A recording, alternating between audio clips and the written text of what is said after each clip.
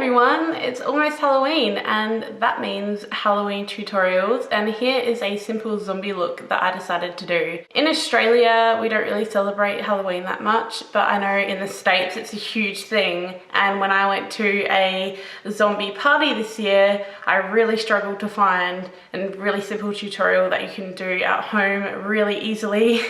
And I ended up finding one, and this is kind of my own remake of that. If you want to learn how to do this really simple look and it only really takes about half an hour, then keep watching, and I promise you most of the stuff that I use you can just find at home. Some of it I have actually gone out and bought because it's really cheap. I didn't spend more than $20 to do this, and that's Australian, so that's really good money. The first time that I did this look I just used household items, so you really can just do it with whatever's laying around the house most of the time. Anyway, if you're interested in this look and you want to know how to do it, keep watching. I'm starting off this tutorial with a bare face, but don't worry, those pimples get covered up in this look. You'll need a few things to complete this look. Starting off with a foundation, I'm using this old one that I don't really like, it's a little bit too dark for me. Some makeup brushes of your preference.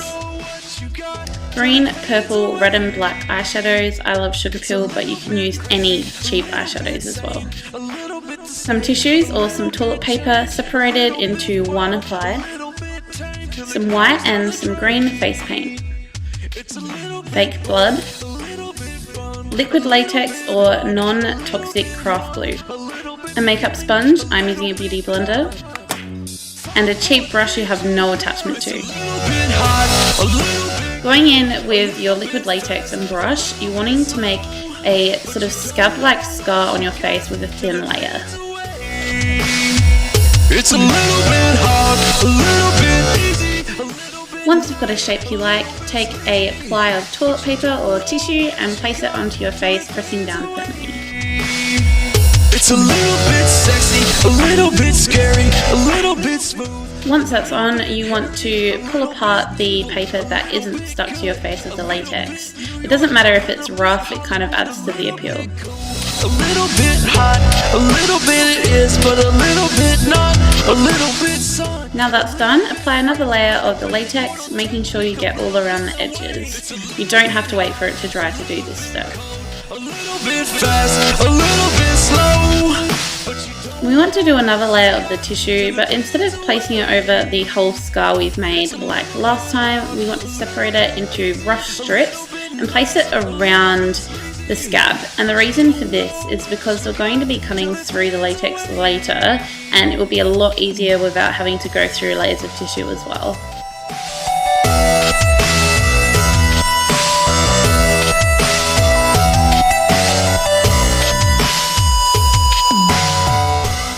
You want to apply another layer of the latex over the scab that we're creating. Again, you want to make sure you go all over the edges with this, and then you just have to go in with some more tissue or toilet paper and do the strip method again and just kind of place it haphazardly around the edges. Till it fades away. It's a little bit hard, a little bit easy, a little bit nice, a little bit sleazy. That was our last layer, so you want to make sure it's all sealed in with another thin layer of liquid latex. I want to create a kind of flesh-even look on my skin, and this is great because it's going to cover up my blemishes that I have. Instead of layering like we have with the other scab we've made on our cheek, all you have to do is press down another sheet of the one-ply tissue or toilet paper, wrap around it like before, but we're only going to go in with one more layer and we don't have to leave any gaps because we're not going to be ripping this one open. A little bit change, a little bit wild, a little bit tame till it goes down the drain. It's a little bit. For the second layer, it's just another thin coat of liquid latex, and then kind of roughly place another ripped piece of the tissue on top in a bumpy fashion. And again, seal that up with the liquid latex. A little bit fast, a little bit slow. I'm also creating a forehead wound. All it takes is some liquid latex with some tissue on top, and then another layer of the latex just to seal it all in and make it look chunky. But you don't know what you got till it fades away. Once you've done all your desired scabs and wounds, we need to wait for it to dry and become extra crusty. To take something semi-sharp like these tweezers to make a hole in the scab on our cheek, and then end up pulling it apart and lifting it up at the ends but not all of the way with our fingers to create a really nice big crater hole in our cheek. Next, with an eyeshadow of your choice in red, you want to apply this all over the exposed area, and you also want to bring it up onto the edges of the ripped apart tissue as well. This just makes it look a lot more rough and not so neat and prime and proper. Now take your green face paint and dab this all over the areas of your face that you want to make yourself look kind of sick and diseased under the skin. Take a green eyeshadow to make yourself look even more disgusting and go over those areas where you've applied the green face paint. Now take a purple eyeshadow and buff this over the green eyeshadow, but also around your face, kind of in a contour effect. What you're wanting to do is make yourself look really bruised under the skin. It's a little bit hot, a little bit cold. Next, take a combination of foundation and white paint and mix this together to dab all over your face with a makeup sponge. You could just use a white face paint, but I think the foundation effect makes it look a lot more like a zombie actually should look like. Touch up any areas you want to with some more red eyeshadow as well. It's a little bit sexy. Just to make ourselves look really horrendous, I'm taking some black eyeshadow and kind of contouring and deepening the red in my face. I'm also taking this onto my chin and onto the wound that I'm putting on my head. It just makes you look even more feral.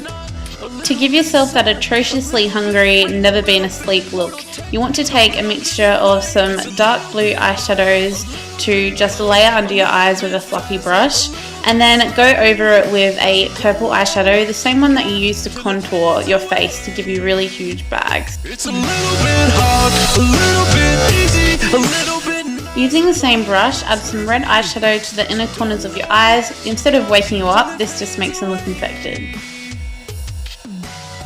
It's fake blood time! Take your blood and squirt that wherever you want it.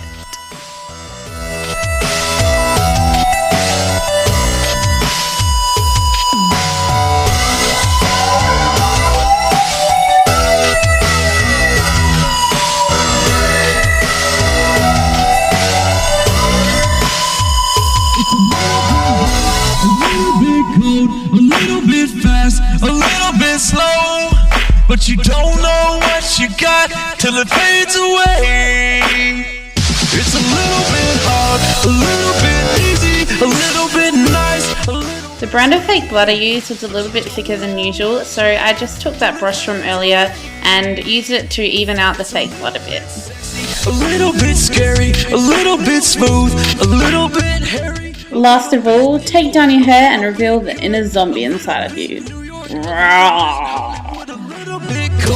little bit hot, a little bit is, but a little bit not. A little bit sun, a little bit rain, a little bit immortal technique, a little bit Lil Wayne. It's a little bit crazy, a little bit sane. So that's the end of the tutorial. I hope you liked it and found it easy. Leave a comment down below if you are going to try this out or you think you might. And if you do, show me a video or a picture of it. I'd love to see it. You can also subscribe to me here on YouTube if you're interested in seeing more videos by me. You can also follow me on Instagram or Twitter where I'm at ammyranth, just like I'm spelled here. Thanks for watching. Bye everyone.